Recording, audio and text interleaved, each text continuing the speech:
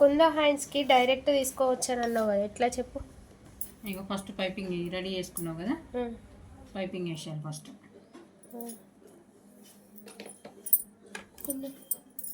అవసరం లేదు,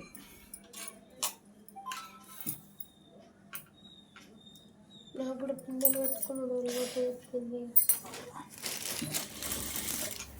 చూడు కరెక్ట్గా నేను ఎట్లా స్టిచ్ చేస్తున్నానని.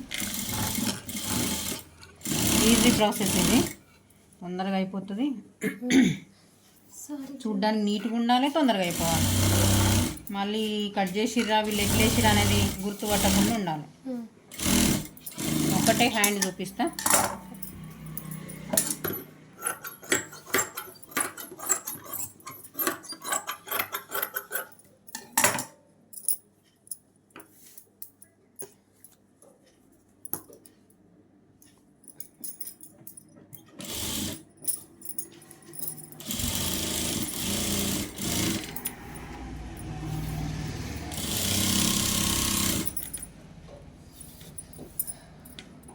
ఇప్పుడు రైట్ది ఆ మిషన్కి వస్తుందా?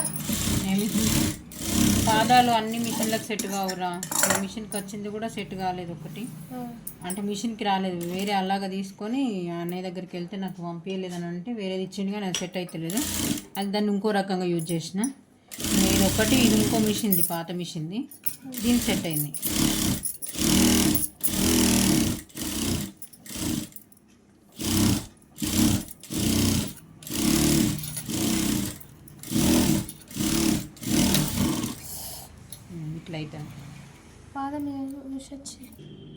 ఇట్లా ఊడిపోయింది చూడండి. ఇది కూడా ఒకటి మీకైతే టిప్పు వీడియో షేర్ చేస్తానండి.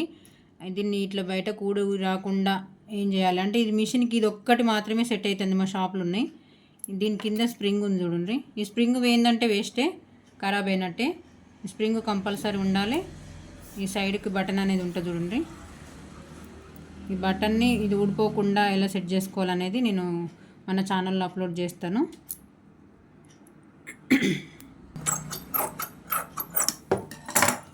ఇక్కడ ఒక చిన్న కచ్చక, అంటే మనం ఇక్కడ మార్కింగ్ చేసినాం కదా, మార్కింగ్ చేసిన దగ్గర నుంచి ఒక కచ్చక పెట్టుకోవాలి. ఇవేమో పైన పఫ్ కోసం, ఇవేమో మార్కింగ్ చేసిన దగ్గర, మార్కింగ్ చేసినా ఇంకా దానికోసం. ఇప్పుడు క్లాత్ ఇట్లా వేసుకోండి ఒకసారి. ఫస్ట్ ఇట్లా వేసుకొని, ఈజీ ప్రాసెస్, ఫాస్ట్గా అయిపోతుంది. చూడ్డానికి మంచి లుక్ అయితే ఉంటుంది. ఇప్పుడు ఇట్లుందా, ఈ క్లాత్ని ఇట్లా పెట్టేసుకొని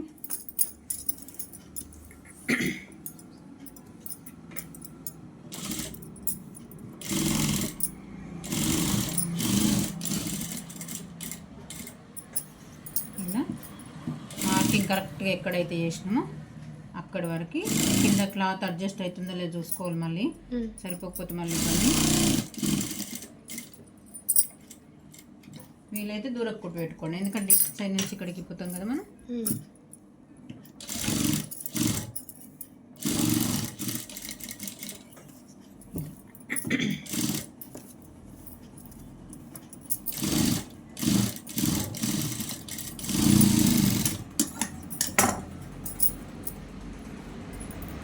తీసేసుకొని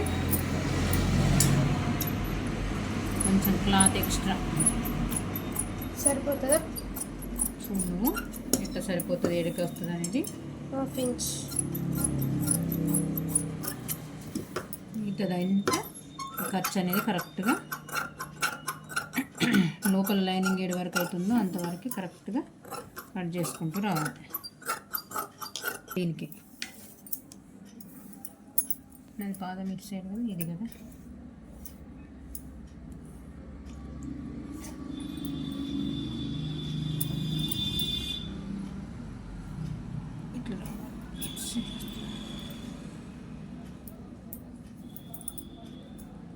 పైన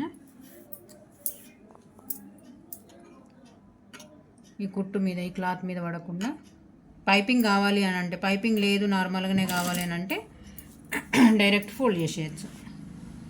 ఇలా క్లాత్ అనేది కరెక్ట్గా లోపలికి అనుకుంటూ, కుట్టు మీద పడద్దు, లోపల క్లాత్ మీద కూడా పడద్దు.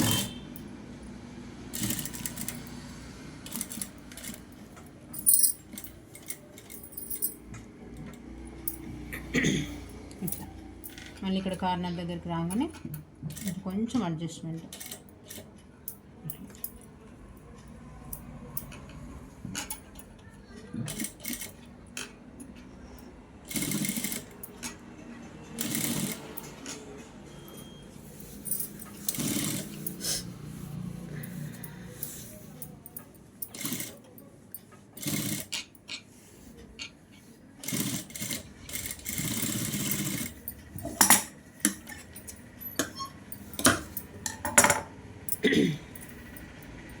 ఇక్కడ కచ్చక పెట్టుకోవాలి. ఇది ఎక్స్ట్రా అనేది ఖర్చు అనేది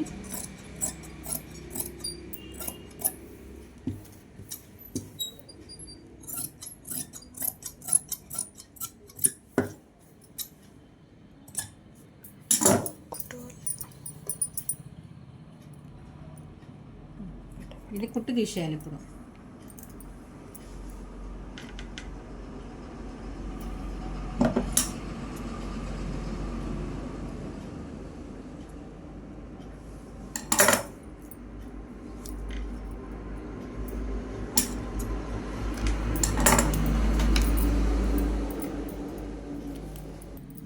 ఇలా అక్కడక్కడ మనమైతే పిన్స్ పెట్టుకుంటే ఏంటంటే కదలకుండా ఉండడం కోసం. ఇది మొత్తం ఊడిపోయింది కదా. ఊడిపోనిరా. ఇప్పుడు దీన్ని ఇట్లా ఫోల్డింగ్ చేసుకుంటూ వస్తే చూడడానికి నీట్గా ఉంటుంది.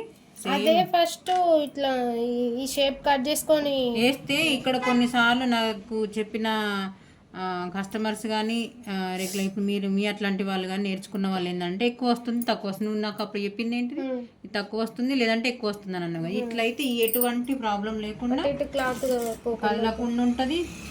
నీట్ ఫినిషింగ్ పర్ఫెక్ట్గా వస్తుంది. తొందరగా అయిపోలే. ఇప్పుడు అదైతే ఒకవేళ సరిపోకపోతే మళ్ళీ జాయింట్ పడడు. ఇదంతా టిప్పలనే కదా. ఈ దారము ఎందుకు చేంజ్ చేయాలంటే మీకు క్లియర్గా కనబడడం కోసము. అక్కడ క్రీమ్ కలర్ పెట్టాలి పైన దారము.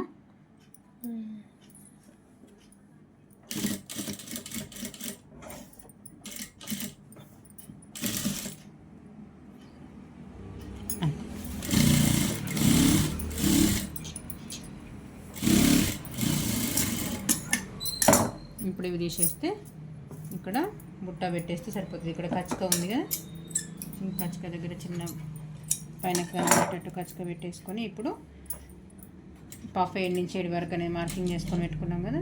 అక్కడి నుంచి ఈ రాశి బుట్ట హ్యాండ్స్ అంటే వాళ్ళు ఏ రకంగా ఎంతవరకు పఫ్ రావాలంటారో అంతవరకు అయితే మనం పఫ్ అనేది ఇచ్చేయాలి. అంటే పెద్దగా కావాలన్న వాళ్ళకి పెద్దగా, చిన్నగా కావాలన్న వాళ్ళకి చిన్నగా.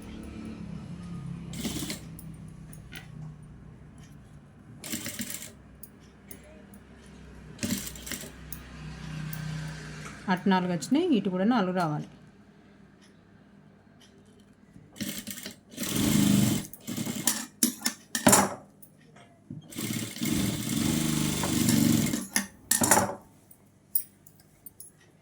వచ్చిందా? రాశి బుట్ట హ్యాండ్స్తో పాటు కృష్ణ ముకుంద హ్యాండ్స్. ఓకేనా? అర్థమైందా? ఈజీ ప్రాసెస్ ఉందా లేదా? ఫాస్ట్గా అయిపోతుందా లేదా? ఇంకోటి కుడతావా? అర్థమవుతుంది? అర్థమైందిగా? Okay, done.